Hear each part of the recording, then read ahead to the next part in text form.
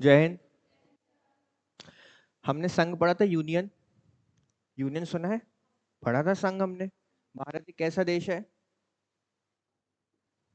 भारत कैसा देश है? राज्यों का संघ है या सब राज्य यहाँ पर स्वतंत्र हैं? राज्यों का संघ है, अर्थात राज्य मिलकर एक संघ का निर्माण करते हैं, जिसे हम किस नाम से जानते हैं? भारत या इंडिया के नाम से जानते हैं। संवैधानिक तौर पर हमारे दो नाम है, एक भारत और एक इंडिया।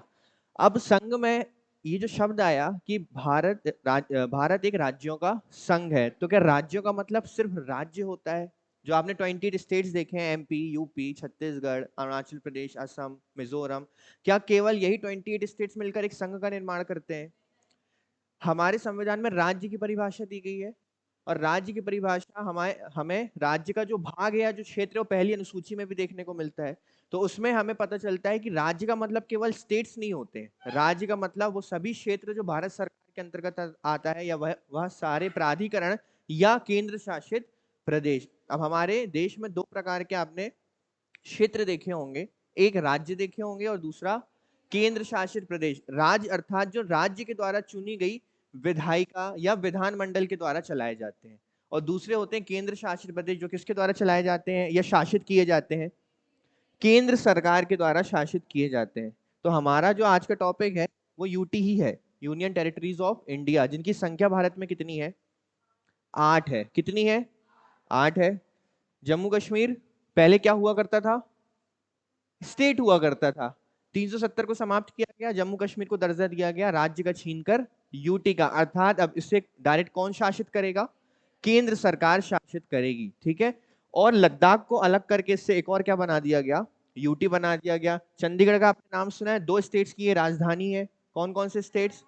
पंजाब और हरियाणा। तो चंडीगढ़ हमारा एक यूटी है। दिल्ली हमारा एनसीआर अर्थात नेशनल कैपिटल रीजन है, अर्थात हमारी राजधानी क्षेत्र है, ये भी क्या है? केंद्र शासित प्रदेश है। दादर नागर हवेली और दमन दीव पहले सेपरेट अलग अलग क्या हुआ करते थे? यूटीज हुआ करते थे। ये दोनों अलग अलग केंद्र शासित प्रदेश थे, इन्हें मर्ज करके एक बना दिया गया, अर्थात ये अब एक ही यूटी है, Dadar Nagar Haveli and Daman and Diu. Andaman Nicobar का नाम सुना है, लक्षद्वीप का नाम सुना है, और हमारा तमिलनाडु में पुडुचेरी। टोटल कितने हो गए? 8। तो आज भारत में टोटल 8 केंद्र शासित प्रदेश हैं, और राज्य कितने हैं? 28 राज्य हैं। ये सभी मिलकर एक संघ का निर्माण करते हैं, जिसे आप किस नाम से जानते हैं? भारत के नाम से जानते हैं। तो हमें यह देखना है कि यूटीज बनाने की आवश्यकता क्यों पड़ी? क्या इन्हें राज्य में किसी राज्य के साथ मर्ज नहीं किया जा सकता था? या इन्हें सेपरेटली, अगर ये अलग थे तो क्या इन्हें राज्य का दर्जा नहीं दिया जा सकता था? तो ऐसी क्या कंडीशंस हैं जिनकी वजह से इन्हें यूटी रखा गया और केंद्र ने इन्हें अपने अधीन रखना ही उचित समझा?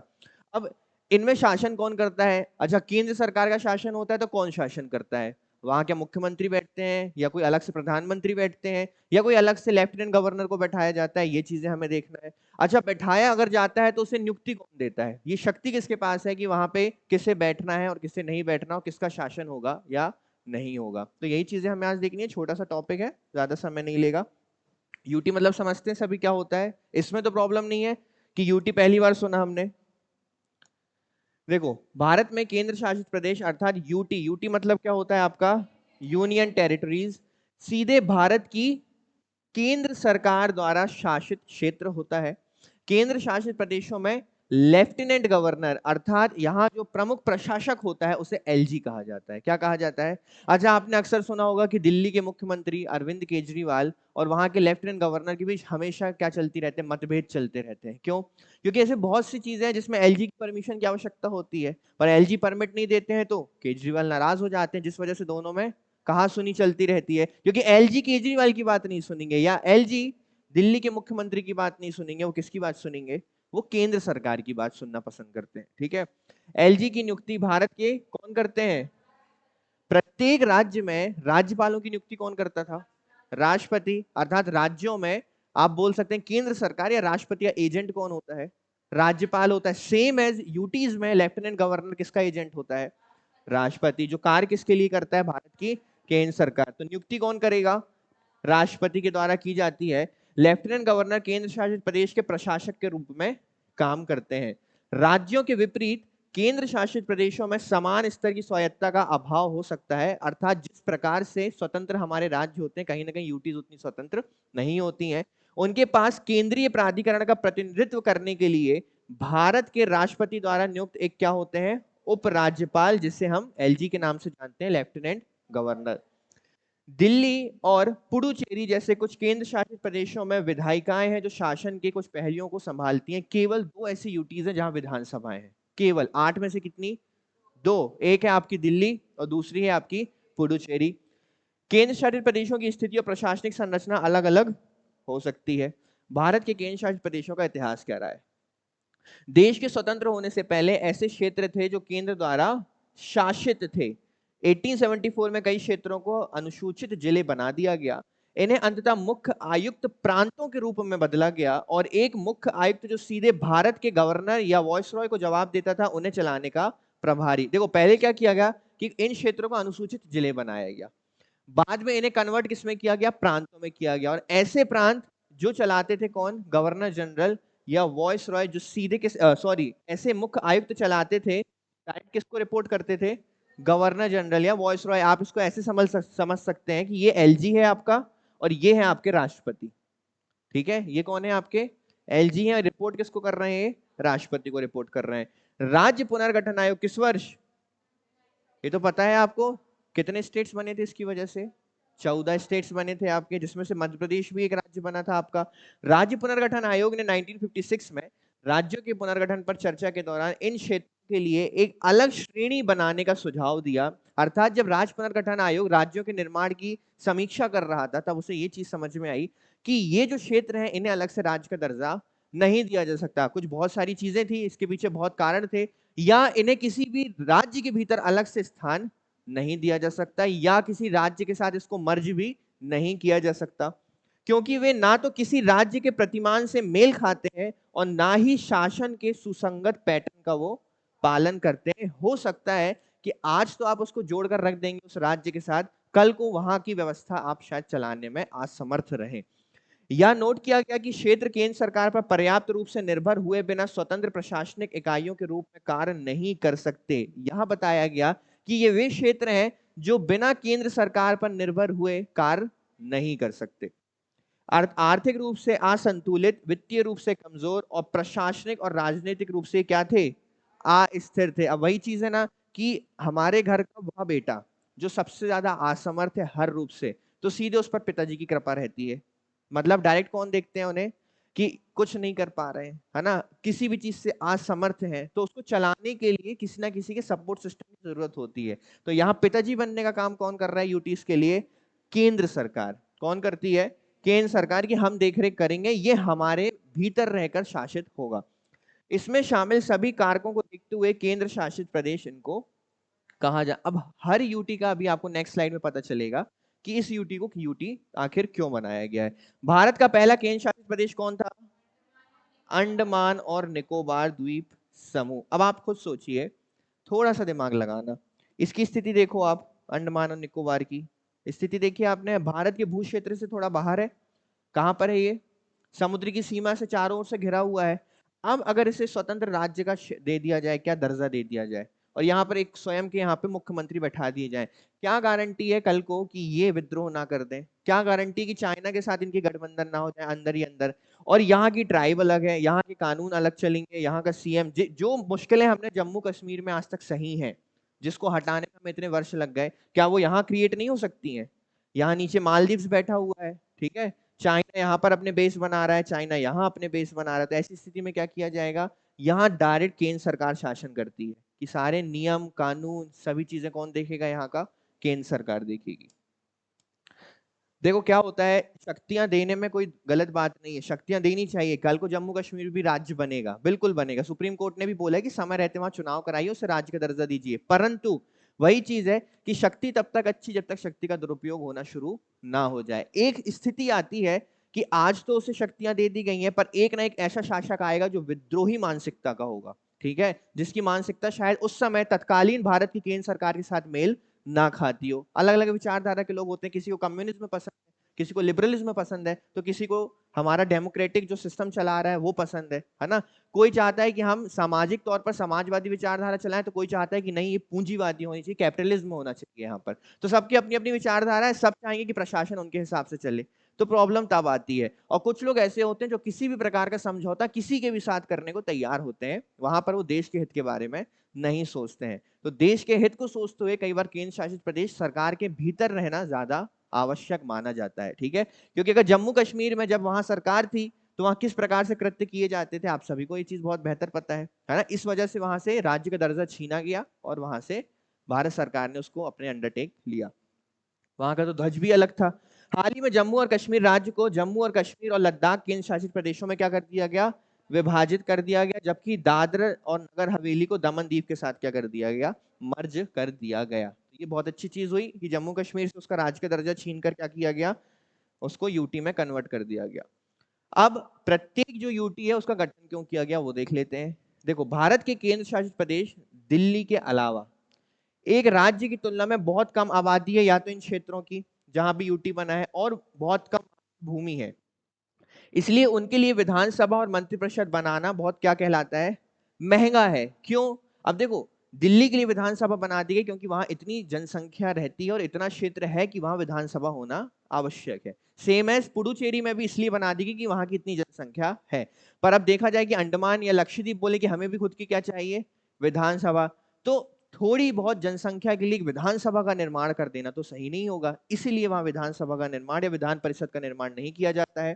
केंद्र सरकार के माध्यम से लक्षद्वीप और अंडमान और निकोबार द्वीप समूह से सीधे संपर्क करना चुनौतीपूर्ण है, क्योंकि वे क्रमशः हमारे देश के पश्चिम और पूर्व में स्थित हैं और उनकी मुख्य भूमि सरकारें काफी दूर स्थित। अब देखो, ये हमसे दूर हो जाते, अगर इन्हें स्वायत्तता दे दी जाती, स्वशासी शासन दे दिया जाता, तो ये हमारे भू क्षेत्र से कैसे हैं, दूर है। यहां तक कि लक्षद्वीप को हमने पाकिस्तान से बहुत बेहतर तरीके से जीता मेरा कहने का मतलब है कि वहां से पाकिस्तान की आर्मी आगे बढ़ी थी लक्षद्वीप को लेने के लिए यहाँ से, पर समय रहते कौन पहुंच गया, हम पहुंच गए। तो हमने उन्हें हाथ दिखाकर क्या बोल दिया कि पहली फुर्सत में यहाँ से लौट जाओ वरना पिट कर जाओगे, ठीक है। लक्षद्वीप के बॉर्डर पे हमारे सैनिक खड़े हो गए थे, वहां से कौन आ रहा था, कोई काम के नहीं है इन लोग, इनसे एक काम भी ढंग से नहीं होता, कुछ नहीं कर सकते जीवन में, भारत से लड़ेंगे। और भारत के कुछ केंद्र शासित प्रदेश जैसे दादर और नगर हवेली, दमन और दीव, अब जैसे दमन दीव पहले किसके अंडर में था, पुर्तगाली के अंडर में था।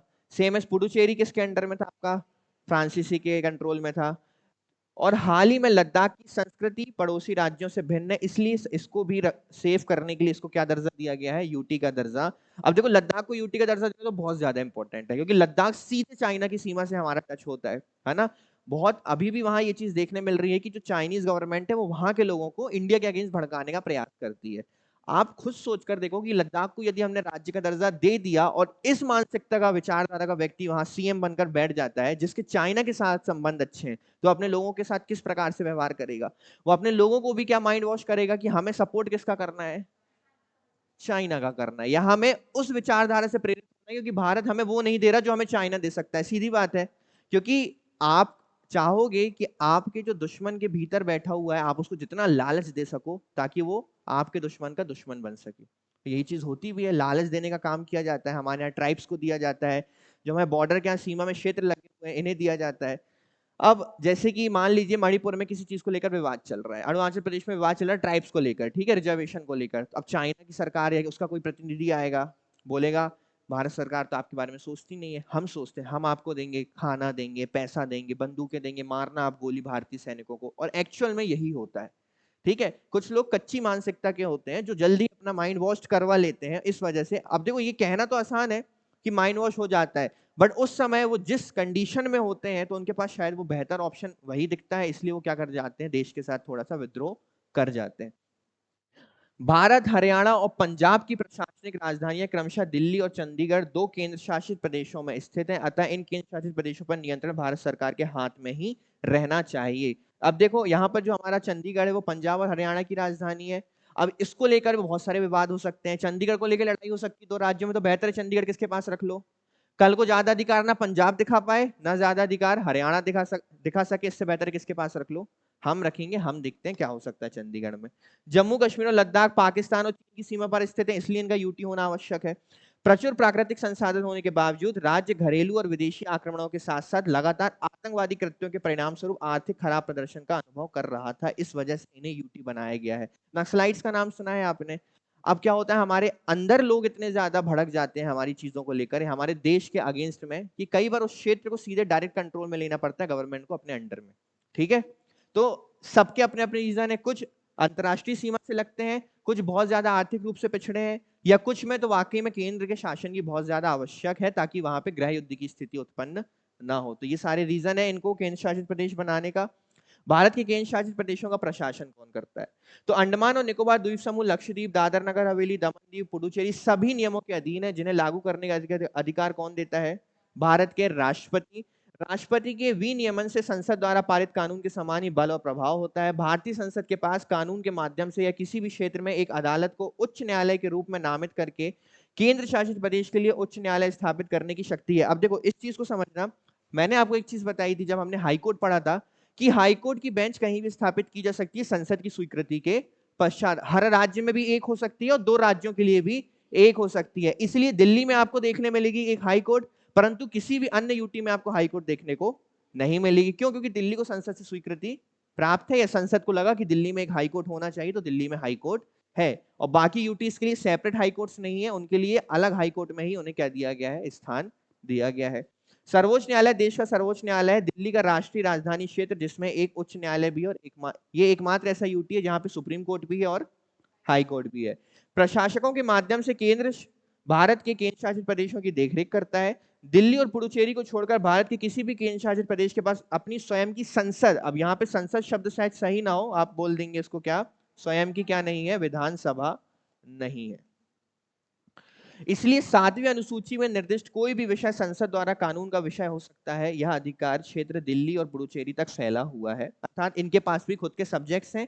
कुछ राज्य सूची के विषय रखे गए समवर्ती सूची के, इनके पास भी खुद के सब्जेक्ट्स हैं, अर्थात कानून, धन और बजट, सेवाओं और प्रशासकों की नियुक्ति सहित केंद्र शासित प्रदेश से संबंधित सभी मामलों के लिए केंद्र में गृह मंत्रालय नोडल मंत्रालय के रूप में काम करता है। तभी आपने देखा होगा कि दिल्ली में अक्सर अरविंद केजरीवाल इस चीज को लेकर शिकायत करते रहते हैं कि पुलिस उनकी बात नहीं सुनती। बोलते हैं क्योंकि पुलिस किसकी बात सुनती है? केंद्र में गृह मंत्रालय की बात सुनती है, क्योंकि यूटी की जो पुलिस है, बजट है, सेवाएं हैं, और वहां पर अधिकारियों की जो नियुक्तियां वो कौन करता है? केंद्र सरकार करती है। कौन करता है? इस चीज को लेकर हमेशा वो नाराज रहते हैं अरविंद केजरीवाल, है ना, कि हमारी बात नहीं सुनती है पुलिस। अच्छे काम भी तो करो। ठीक है, समझ में आई? अब बात करते हैं कि हमें किस आर्टिकल में ये चीज देखने को मिलती है जो यूटी से संबंधित है। तो ज्यादा आर्टिकल्स नहीं है जो इंपॉर्टेंट है। कौन सा भाग है ये? संविधान का भाग, रोमन नंबर्स पढ़ते नहीं आते आप लोगों को? भाग 8 कौन सा है? भाग 8। संविधान के भाग 8 के आर्टिकल नंबर 239 से लेकर 241।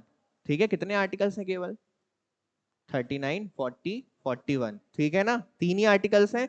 केंद्र शासित प्रदेशों से संबोधित करते हैं जिनकी सरकारी संरचना असंगत है। देखो मूल संविधान का आर्टिकल 239 क्या कहता है?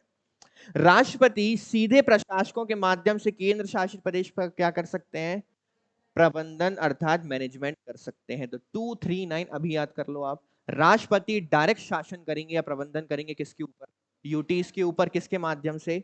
प्रशासकों के माध्यम से। कौन सा आर्टिकल बोलता है ये? Article number 239। अब 239 ए 1962 में 239 ए की स्थापना के बाद, अब स्थापना मतलब समझते हो? अब पहली चीज यहां लिखा है ए, अर्थात ये कैसे जुड़ा होगा? अमेंडमेंट के द्वारा। स्थापना मतलब ऐसा नहीं कि पूजा पाठ करके उसकी स्थापना कर दी। क्या होता है स्थापना का मतलब? कि एक प्रोसेस हुई संसद में, अर्थात अमेंडमेंट किया गया और उसको जोड़ा गया। 239 ए की स्थापना के बाद संसद को केंद्र शासित प्रदेशों के लिए विधानमंडल बनाने का क्या दे दिया गया? अर्थात संसद चाहे तो किसी भी यूटी को ये स्वीकृति दे सकती है, या किसी भी यूटी के भीतर क्या बना सकती है? विधानमंडल बना सकती है, जो अभी केवल कितनी यूटीज में है? 2। पहली दिल्ली, दूसरी पुडुचेरी। 239 ए जो राष्ट्रीय राजधानी क्षेत्र, अच्छा ये तो आपने पता होगा, 1991 कॉन्स्टिट्यूशन अमेंडमेंट नंबर 69 जो दिल्ली को एनसीआर का दर्जा देता है, नेशनल कैपिटल रीजन। ठीक है, राष्ट्रीय राजधानी क्षेत्र एनसीआर। आर्टिकल 239 ए जो राष्ट्रीय राजधानी क्षेत्र दिल्ली के लिए विशेष प्रावधान करता है, 1991 के संविधान 69 कॉन्स्टिट्यूशनल अमेंडमेंट द्वारा भारतीय संविधान में जोड़ा गया है। तो ये आपको याद रखना है। एक आपको ये याद रखना है 239 जो प्रशासकों की नियुक्ति देता है राष्ट्रपति को, और ये आपको याद रखना है 69 कॉन्स्टिट्यूशनल अमेंडमेंट जो दिल्ली को कौन सा दर्जा देता है, एनसीआर का दर्जा देता है। इस पर हम चर्चा कर चुके हैं। कितनी यूटीज है टोटल आपकी, जम्मू कश्मीर, लद्दाख, चंडीगढ़, दिल्ली, दमन दीव, दादर नगर हवेली, लक्षद्वीप, पुडुचेरी और अंडमान और निकोबार। याद है आठों के 8 नाम आपको। अभी ये तो मैं आपको छोटे बच्चों की तरह याद नहीं करवाऊंगा क्योंकि मैं मानता हूं कि आपको 8 यूटीज के नाम तो याद होंगे। ठीक है, चलिए। दिल्ली के लिए विशेष प्रावधान किया गया है। ये दिल्ली को क्यों अलग से अमेंडमेंट करके एनसीआर का दर्जा दिया गया? 1991 में जब 69 कॉन्स्टिट्यूशनल अमेंडमेंट एक्ट आता है, इसके माध्यम से केंद्र शासित प्रदेश दिल्ली को एक विशेष दर्जा दिया गया और इसका नाम बदलकर क्या कर दिया गया, तभी आपने देखा होगा इसे बोलते हैं NCR Delhi, national capital region Delhi, जिसमें लेफ्टिनेंट गवर्नर इसके प्रशासक के रूप में काम करते हैं। दिल्ली के लिए इसने एक विधायी निकाय और एक मंत्री परिषद की स्थापना की। दिल्ली में पहले कार्यकारी परिषद और एक महानगरीय परिषद हुआ करती थी, परंतु अब क्या होती है, अब वहां पे आपको पूर्ण रूप से एक विधायी निकाय और एक मंत्री परिषद देखने को मिलेगी। ठीक है, वो सिसोदिया जो जेल गए थे याद है आपको, अरविंद केजरीवाल सरकार में शिक्षा मंत्री थे। अर्थात यूटी के भीतर स्वयं का मंत्री परिषद बनाने का अधिकार संसद देती है, तभी दिल्ली में जो भी सरकार चुनकर आती है वो खुद का क्या बना सकती है, मंत्री परिषद बना सकती है। पर कुछ नियम है। विधानसभा में सदस्यों की संख्या, दिल्ली विधानसभा में सदस्यों की संख्या जो निर्वाचित होकर आते हैं, अर्थात कैसे, लोगों के द्वारा प्रत्यक्ष रूप से चुनकर आते हैं, वो कितनी निर्धारित की गई है। अर्थात दिल्ली विधानसभा में कितनी सीट्स हैं आपकी, कितनी सीट्स हैं, 70 सीट्स हैं। चलो ठीक है। इसका चुनाव कौन करवाता है, भारत निर्वाचन आयोग। कौन करवाता है, कोई अलग से दिल्ली निर्वाचन आयोग नहीं बनाया गया है। कौन करवाता है इसका चुनाव, भारत निर्वाचन आयोग। राज्य सूची की 3 वस्तुएं, सार्वजनिक व्यवस्था, पुलिस और भूमि को छोड़कर, क्योंकि ये तीनों के तीनों किसने अपने पास रखे हुए हैं, केंद्र ने, छोड़कर विधानसभा राज्य सूची और संवर्ती सूची के किसी भी विषय पर कानून बना सकती है। मंत्री परिषद की ताकत कितनी होगी, मंत्री परिषद का ताकत का मतलब है कि कितने प्रतिशत लोग 70 में से मंत्री परिषद का हिस्सा बन सकते हैं। हमने जब उसे लोकसभा में पढ़ा था और राज्यसभा में देखा था तो टोटल नंबर्स के 15% ही क्या बन सकते थे, मंत्री बन सकते थे, कैबिनेट का हिस्सा बन सकते थे। ये चीज हमने देखी थी। यहां पर क्या है, टोटल ताकत का अर्थात कुल सीटों का केवल कितना प्रतिशत, 70 का 10% कितना हुआ, 7। तो केवल 7 लोग ही क्या बन सकते हैं, जिसमें एक होगा मुख्यमंत्री और 6 होंगे क्या, तो टोटल 7 लोग ही क्या बन सकते हैं, मिनिस्टर या मंत्री परिषद का हिस्सा बन। तो 70 सीटें और टोटल 10% क्या, मंत्री परिषद का हिस्सा। मुख्यमंत्री की नियुक्ति कौन करेगा, उपराज्यपाल के द्वारा नहीं होगी। देखो यहाँ पे इस चीज को इसलिए लिखा गया है क्योंकि राज्यों में मुख्यमंत्री की नियुक्ति राज्यपाल करते हैं। नियुक्ति पत्र कौन देता है, इनवाइट कौन करता है सरकार बनाने के लिए, राज्यपाल। पर यहाँ पर राज्यपाल नहीं करेंगे, यहाँ कौन करेगा, राष्ट्रपति। अन्य मंत्रियों की नियुक्ति राष्ट्रपति द्वारा मुख्यमंत्री की सलाह पर की जाएगी।